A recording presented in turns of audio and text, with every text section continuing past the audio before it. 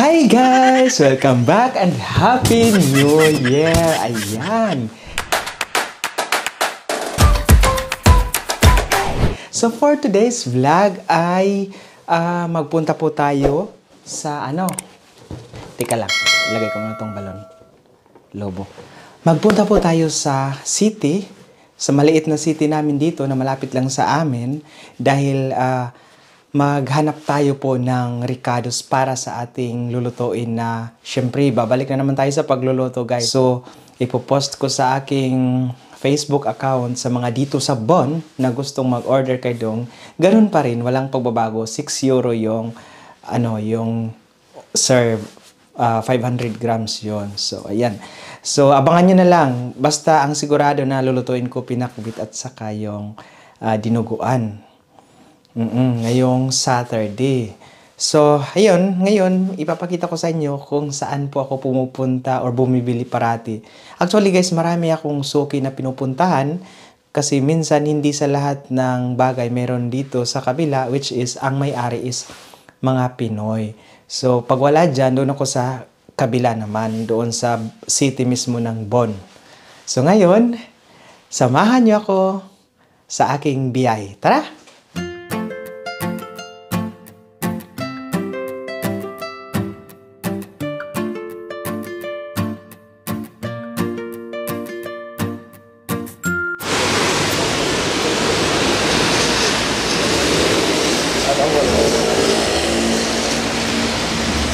So ayan, dito na po tayo ngayon sa Chana's Asian Shop.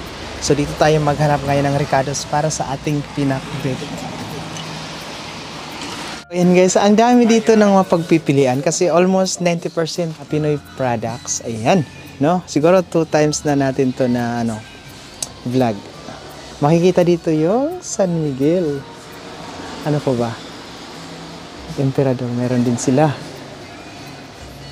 So, may Chippy, Mr. Chips, Cheese Ring. Ayan. Marami talaga dito. Dito lang yan, guys, sa Bon, Bad Godesberg. So, ngayon, ikot tayo. Dahil may hinahanap ako. Ay, may tao pala. May hinahanap ako, guys. Kasi, dito si Madam. Madam talaga. Mayroon bang sitaw? Nagbalik na yung kahapon yung mo. Ay, iba man yun sa kanila. Ito, ibibenta ko man to. Ako, luto ko yung Saturday. Maabot ba ito ng Saturday? Oo na lang na. Wala na lain. Pag umana. Lahi-lagi ang kulay. Naka-frozen siya. Frozen. Grabe siya. Grabe siya. Frozen talaga. Ito na lang talaga? So, last na lang to. So, may discount to. Charot. Long bean. Oh, dito guys, 7.99 lang yung kilo. Kung i-compare mo sa city, 10 euro. Kaya dito ako bumibili. Asa yung passport mo pare? Dito pare. So, buti na lang may tatlo pa. Magkano nga ito? Nakita mo pare? 8.99 isang kilo. Ito? Same lang ba? Hindi? Same lang. Pagpakbit ka? Oo, ibibenta ko online. Ayun, malunggay. Meron pa akong malunggay doon. Tagal na yun. Ako na ako. Ano? Tinula. Hindi tinula. O da? Tinula. Malunggay at saka ito. Ay, pag manok. Yung manok ya. O saka ayun. Pumasukan niyo pero kumare. Ha? Pumasukan niyo pero. Oo. Walang paingay-paingay. Wala. Tapos tagal pa ng bus. So, Kasi hindi daw nagpati pare. pang pinakbit. Nung umuwi ka? Diba sa dyan, ang bus. So, ano pa ba? Ay, okra. Dito Ayan. marating doon. Ang talong, guys. Sana pumunta Iba tong talong dito. Doon ako sa kasi may ibang talong doon na medyo yung mga malalaki. layo pa nung lalakad. Wala. Sama din silang makauwi. Buti na lang, pagbaba ako ng stadhani, may 612 ka agad. Marcel, ano ba yung pasit kalkul dito? Ayan. Si kumari mo, bili ng bili. Pansit? Yung pasit kalkul mga Pansit dito? ay ito. Itong kanto. Magkano siya ko ito? Meron din silang malunggay. Mas masarap parang. Guys, napakasarap nito guys, oh.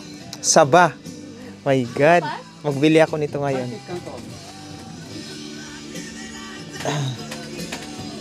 Ayan guys, after po natin magpunta sa Bad Godesberg para sa mga ricados, para sa lulutuing pinakbit ngayong weekend.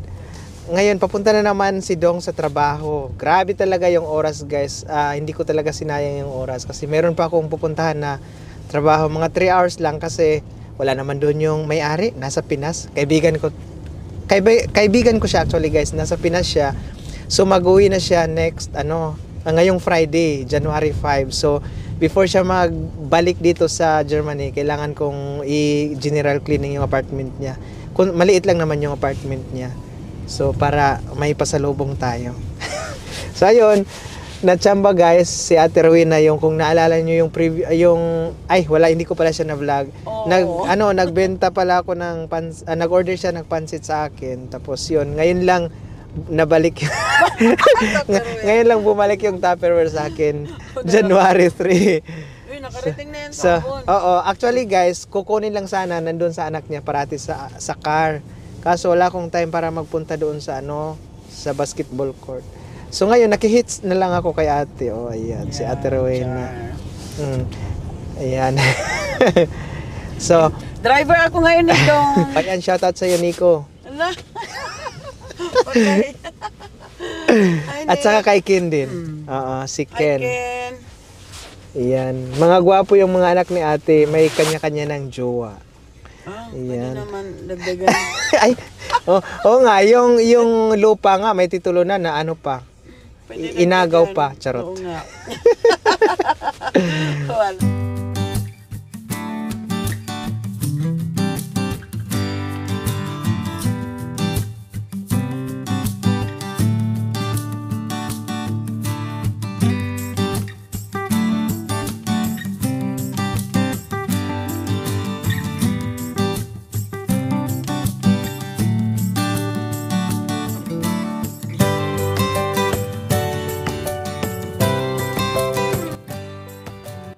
So ayan guys, nagulat kayo nandito na po ako sa sa apartment ng kaibigan ko na nagbakasyon ngayon sa Pinas. Oo, Pinoy po siya. So ako po yung nagbabantay dito. Parati nagche-check once a week po. Tinitingnan ko po or ino-open ko yung window kasi ngayon winter dito sa Germany. So ayan, so si Ate Rowena umuwi na po. So ni-drop lang po niya ako sa sa train station. So pag afternoon, sumakay ako ng train papunta dito, one ride lang. So ayun, nabilis. So dito na ako ngayon. Kailangan kong mag-general cleaning ngayon dahil babalik na yung kaibigan ko next day, January 5. Nandito na siya ng hapon. So yun. So kailangan ko nang maglinis guys. Mayroon pala siyang mga binigay sa akin na mga sabihin na natin mga regalo. Galing pa yun sa Pinas. Pag dating ko mamaya sa bahay, ipapakita ko po sa inyo kung ano yun. Marami guys, siguro 5 yun or 4. Oo, nakakatuwa.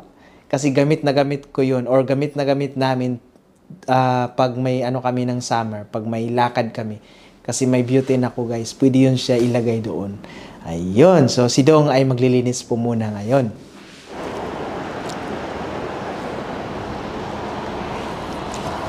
So ayan guys, katatapos lang po natin ng ating work. So pauwi na po tayo ngayon sa bahay. So yung sinabi ko pala sa inyo kanina na ipapakita ko sa inyo mamaya pagdating ko sa bahay yung binigay na aking friend bago siya umuwi ng Pilipinas. So nakakatawa kasi maggamit ko yung mga bagay na yon as in pag summer, pag mag-outing kami.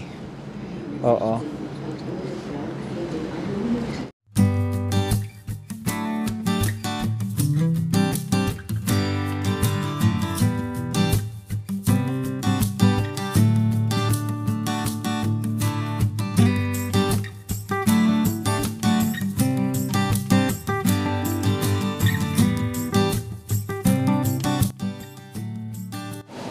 Ayan guys, kararating lang po natin sa bahay. So, kanina guys, kung na-remember nyo, bumili po ako ng saging. Ito po yun, yung saba. Yan, niluto ko. So, ito na lang yung magiging dinner ko. At saka, parisan ko yan ng ginamos. Nagluto din ako ng, ngayon lang to guys, noodles.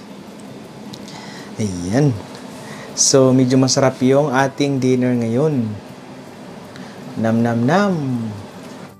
Ayan guys, gaya nga na sinabi ko kanina na itutuloy ko yung unboxing sa binigay ng friend ko dahil pabalik na siya ng Germany, hindi ko pa na-unboxing.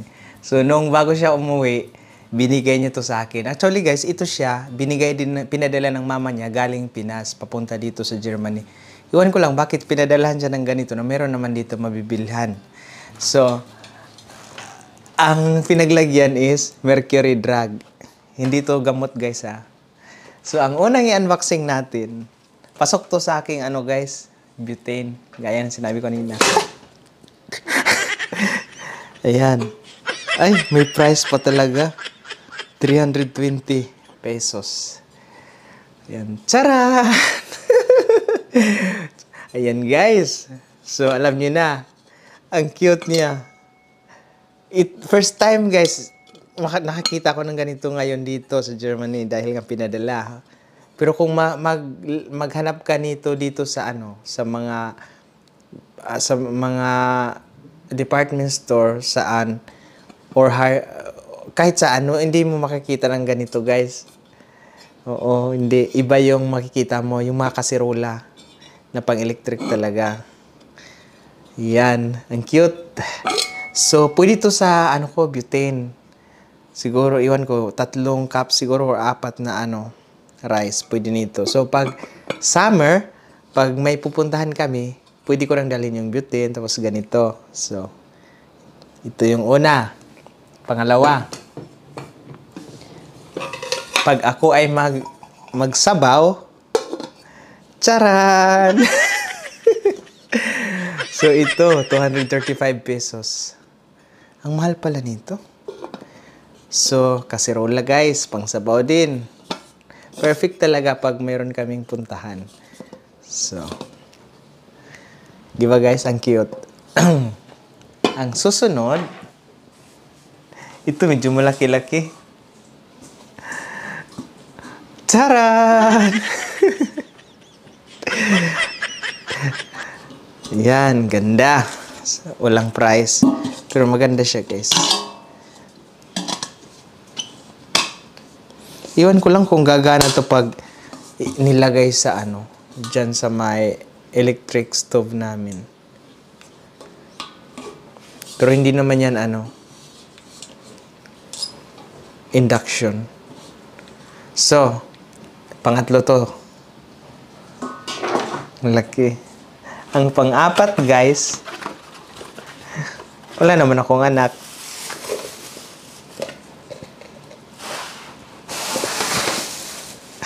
Ayan. Natuwa talaga ako. Ito yung pang-apat.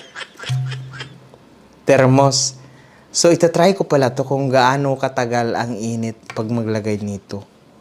So, sa pamahiin namin, guys, pag ginaganon daw, pag may marinig ba yun o walang marinig? Pag may marinig, ibig sabihin,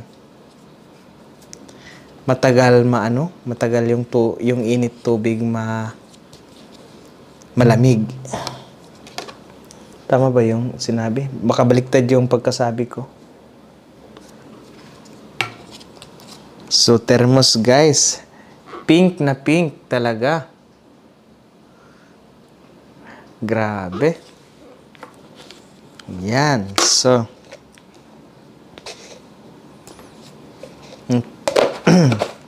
ito yung binigay ng friend ko, guys. So, syempre, natuwa ako. Kasi gustong-gusto ko din yung mga ganito. Lalo na papalapit na yung summer. So, ayan guys. Yun lang muna. So, sa next, unboxing, for sure, nandito na siya. Ipapakita ko na din sa inyo kung ano yung ibibigay niya sa akin. Baka makita nyo siya sa vlog ko next time. Kasi pupuntahan ko siya. Iwan ko lang kung mapuntahan, kung masundo ko siya sa airport. Kasi may work ako, guys. Ayun. Thank you for watching, guys, no? Maraming salamat sa inyong walang sawang pag-suporta kay Dong. Sana tuloy-tuloy po yung pag-support niyo at saka panonood ng ating mga vlog or upcoming vlog. Ayan. Thank you so much, guys, no? I hope na nasa mabuti kayong kalagayan. Ayan. Once again, ito pa rin si Dong ng Dong Vlogs. Hanggang sa susunod, ingat, bye-bye, and good night. Mwah!